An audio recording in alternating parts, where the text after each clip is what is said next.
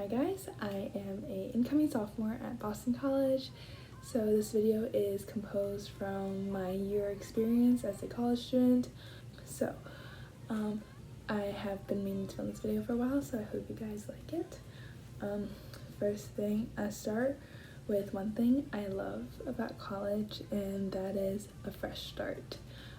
In high school, the identity is more of what you're compelled to follow, or it's the identity that you think is the most appropriate for the situation or circumstances that you grew up in.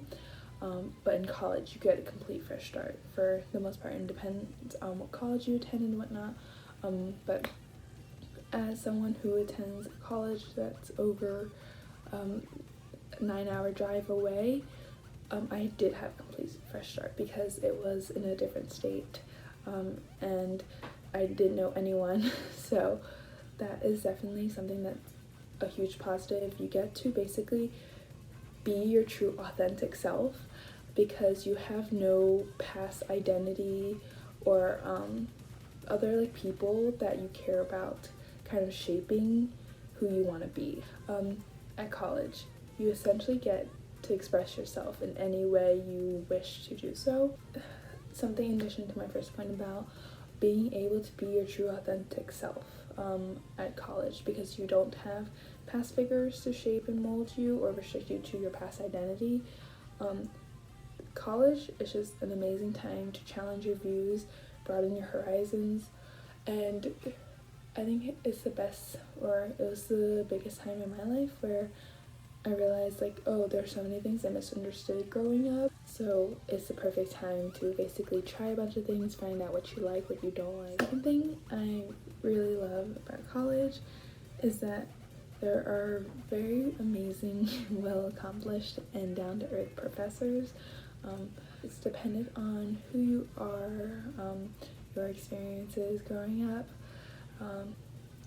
Obviously, professors get paid more than high school teachers because they have more accomplishments, they're more qualified, etc.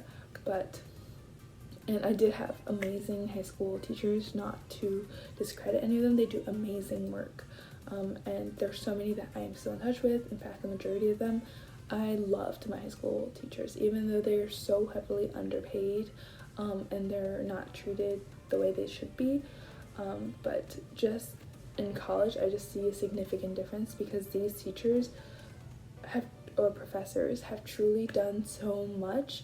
I know this professor that has a master's, a PhD, and a law degree, which is mind-boggling. Like, it's these these professors genuinely care about your success. Like, for the most part, these are professors that I've had that genuinely care about your success and that will do what they can in their time to help you, guide you. If you're struggling, they can set up office hours for you. If you can't make it to any of those office hours, they'll set up a separate appointment for you. They'll email you outside of office hours.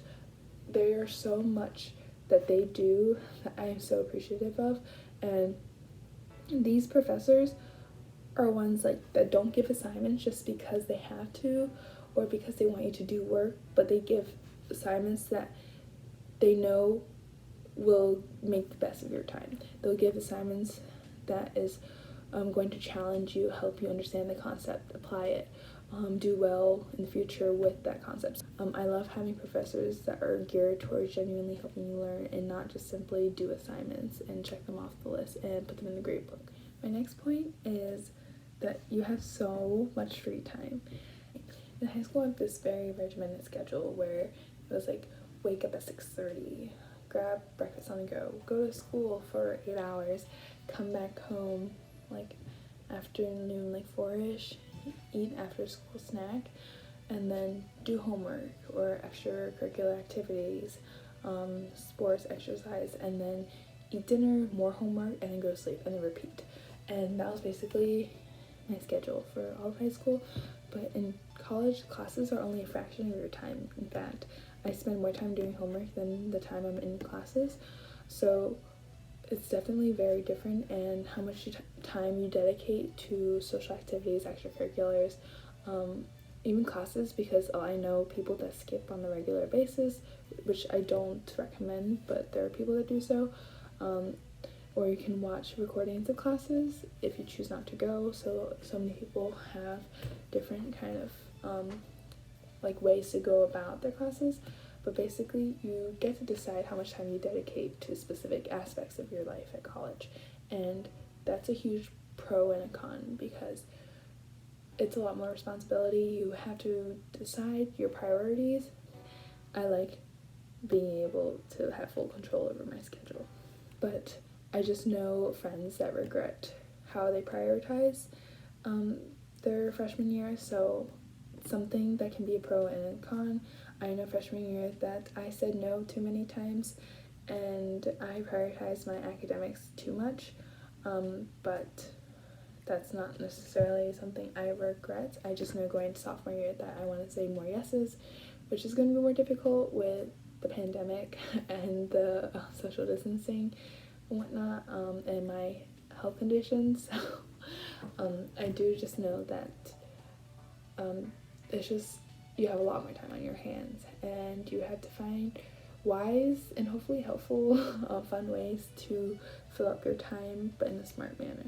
In college, you are an independent person. You don't have mom and dad or your aunt or whoever is your guardian caretaker to tell you what you should be doing, when you should be doing it, to remind you. So you really do have to be a boss and have your schedule down, know where you're going at all times, know where you should be, where you shouldn't be, and you basically have to take control of your life.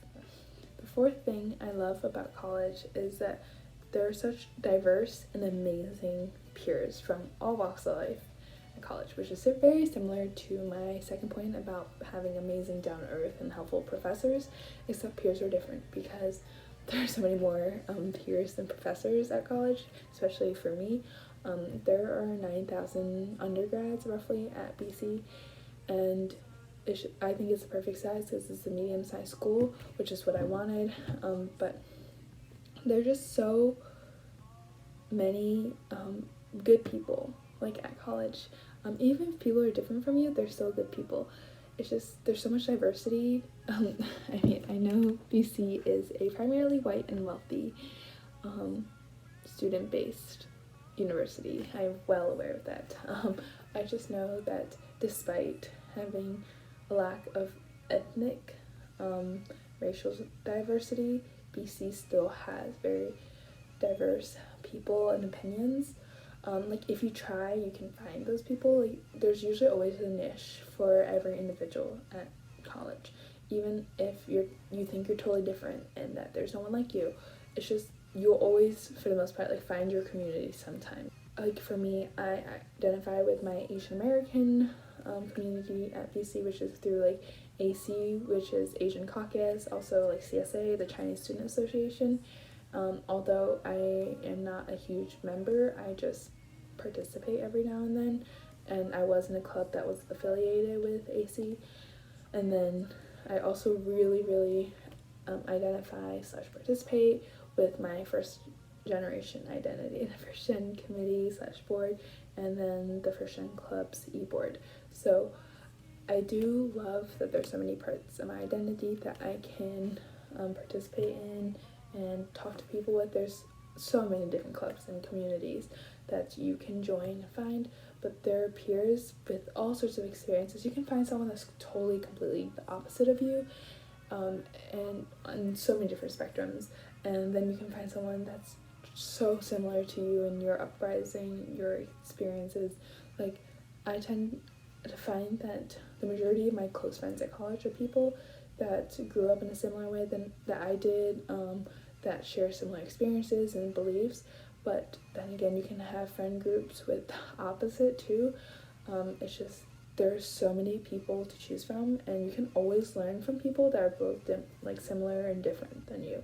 So it's just crazy that college brings together so many people from all around the world, like because BC has international students, and also all the ideas and experiences, memories that come with these people from all over the world. And that's something I'm highly grateful. The last point about what I love about college so far is amazing opportunities available. Sometimes there is an overwhelming amount of opportunities. You sometimes get FOMO, you feel like you're missing out on a lot, but I listed it as something I love because if you dedicate time and effort to seeking out opportunities and engaging in them, like taking advantage of them, as in like if you find out about a career fair, you're going to get yourself to go and then willingly like bring a resume and share your experiences, network, like make the most of these opportunities. I think that's amazing about college. You have so many opportunities. There are so many jobs available, internships. Yes, it's competitive, but they're there and the college provides them. At BC, there are so many events to go to that I usually like write 5 in my agenda, and I usually can only realistically make it to 2 or 3 of those 5 a week, if that. But there's so many opportunities, both like academically, socially, parties that you get invited to if you choose to go. I don't for the most part. There's free food, sightseeing, tours, like so many learning experiences, talks, lectures, like fun activities like making sushi, building a teddy bear. Like there's so many things going around campus, and both on campus and outside campus. There's so many things going on, and that's what I love about college, because you really see that there's so much more to the world / campus than just your classes and your social life. Or there's so much more to campus and college than just your classes.